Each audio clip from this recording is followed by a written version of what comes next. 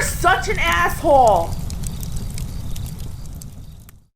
Alright, so hey guys, my name is Matt, and I have my own YouTube channel, Engineered Truth, where I specifically give career advice with the emphasis on practical careers, especially in the STEM field. And today I'm going to guess on asshole consulting to answer a question that's related to the technology field.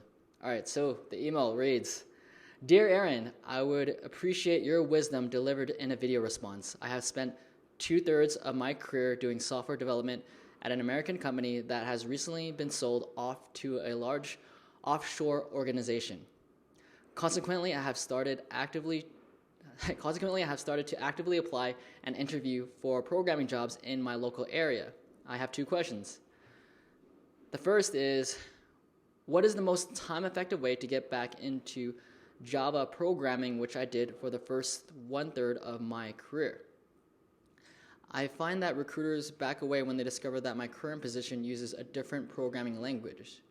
I did a brief stint of Java programming a year ago at my company for a half a year, but that was pushed back into my previous role. After the assignment was complete. I think the hardest problem is that Java is an older language, so you're not going to see that many positions for it.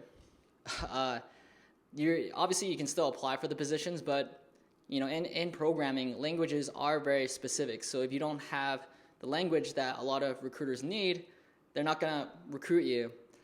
Honestly, there's no really good, effective way to do this because Java as a language is being phased out right now. So you may want to consider learning a new language, but since you have so much programming experience, it shouldn't be too hard to pick up a new language because most of it is syntax and a little bit new, tools. But for the most part, a for loop is a for loop. API calls are API calls. Programming is programming. It shouldn't be too hard. But it also kind of segues to your second question. Second question is, would attempting to move into COBOL programming be a good idea? A colleague suggested that I explore mainframe programming, namely COBOL, since the baby boomer generation of mainframe developers are approaching retirement and a strong need for those type of developers will exist. I don't recommend learning COBOL. These older languages are being phased out. Yeah, maybe they'll need some COBOL developers, but the industry is moving toward newer, younger languages because they're faster, they're more powerful, and they're also easier to write, the syntax. So my recommendation to you is learn JavaScript, but don't just stop there because JavaScript itself isn't going to get you a high-paying job. You got to learn one of the main frameworks, which is either Angular or React. Angular is what is in right now. It's primarily developed by Google. The second framework, React, is primarily developed by Facebook. Actually, it was created by Facebook. Now, a lot of people think React is going to be the new hottest framework, while Angular is the current hottest framework. But at the same time, Angular 2 is coming out, so there's a lot going on. But the most important thing is that you transition into a newer software language so you don't find yourself with these really out-of-date skills.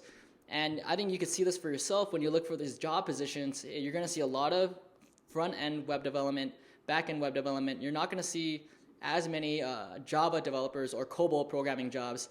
And you could look at this going on Indeed.com job trends and actually type in these keywords, and you're going to see, the amount of jobs that are out there for the newest frameworks are, 10 times more, sometimes 15 times more than the jobs available for these older frameworks.